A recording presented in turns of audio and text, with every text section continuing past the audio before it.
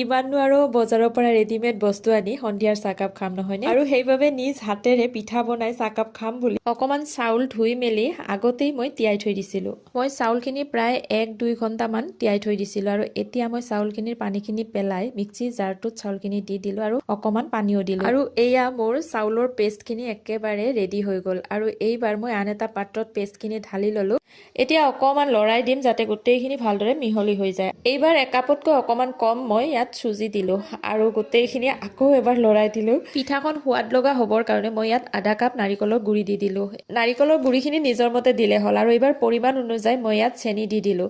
বহুত কিবা কিবি দিয়াৰ বাবে এতিয়া বেছি গোটা হৈ গৈছে আৰু সেইকাৰণে অকমান দিলোঁ পানী আৰু ঠিক পেষ্টটো এনেকুৱা ধৰণৰ হ'ব লাগিব, তেতিয়া পিঠাখন খাবলৈ বহুত বেছি ভাল লগা হয়। আৰু এনেদৰে মই 5 মিনিট সময়ৰ কাৰণে ৰাখি দিম আৰু এয়া হৈছে 5 মিনিটৰ পিছত মই অকমান লৰাই দিয়াৰ পিছত আধা চামুচতকৈ কম মই বেকিং পাউডাৰ দিলোঁ আৰু বেকিং পাউডাৰতকৈ কম মই ছ'ডা অকমান দিলোঁ আৰু অকমান পানী দি এতিয়া ভালদৰে গোটেইখিনি আকৌ এবাৰ লৰাই দিম। আৰু এইবাৰ এয়া পিঠা বনোৱাৰ কাৰণে একদম উপযোগী হৈ পৰিলে। এইবাৰ কেৰাহী এটাত মই পানী অকমান গৰম হ'বলৈ দিলোঁ আৰু আনপিনে প্লেট এখনত মই অকমান তেল দি ভালদৰে গোটেই প্লেটখনতে লগাই ল'লোঁ আৰু এইবাৰ পিঠা বনাবৰ কাৰণে বেটাৰখিনি যে বনাই থৈছিলোঁ সেইখিনি প্লেটখনত দি দিলোঁ। মানে প্লেটত দিলে সোনকালে পিঠাখন সিজে আৰু সেইবাবে মই প্লেটখনত দিলোঁ, মানে বহল হৈ যায় যে। আৰু এই পিঠাখন খাবলৈ বহুত বেছিয়ে ধুনীয়া হয় আৰু এতিয়া অকমান লৰাই দিলোঁ যাতে বতাহখিনি ওলাই যায়। আৰু এইপিনে মোৰ কেৰাহীৰ পানীও গৰম হৈ গ'ল। এইবাৰ কেৰাহীটোত মই এডাল ষ্টেণ্ড দিলোঁ আৰু প্লেটখন তাত বহাই দিলোঁ আৰু এইবাৰ ঢাকনিখন ধুনীয়াকৈ লগাই 10 মিনিটৰ কাৰণে থৈ দিম। দেখিছেনে কিমান সহজতে হোৱা পিঠা নহয়নে বাৰু?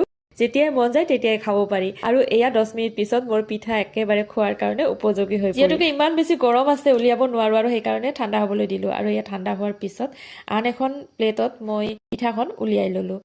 এই পিঠাখন খাবলৈ খুব বেছি সোৱাদ ভৰা হয় আৰু যদি খুব বেছিতকৈ আৰু বেছি ভাল লগা কৰিব বিচাৰে সোৱাদ ভৰা, তেতিয়াহ'লে আপোনালোকে ইয়াত মিল্ক পাউডাৰ অকমানো যোগ দি দিব, তেতিয়া খাবলৈ আৰু বেছি সোৱাদ ভৰা হ'ব।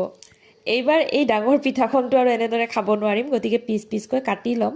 পিঠাখন যিমান বেছি সোৱাদ ভৰা সিমান বেছি কোমলো হয়। আপোনালোকে যদি ৰাতি বনাই পুৱালৈকে থৈ দিয়ে তেতিয়াহ'লে পুৱাও এই পিঠাখন টান নহয়। খুব কম সময়তে আৰু বিনা কষ্টতে এনেদৰে যদি পিঠা বনাই ঘৰত খাব পাৰোঁ, তাতকৈ আৰু বেলেগ কি লাগে নহয়নে বাৰু?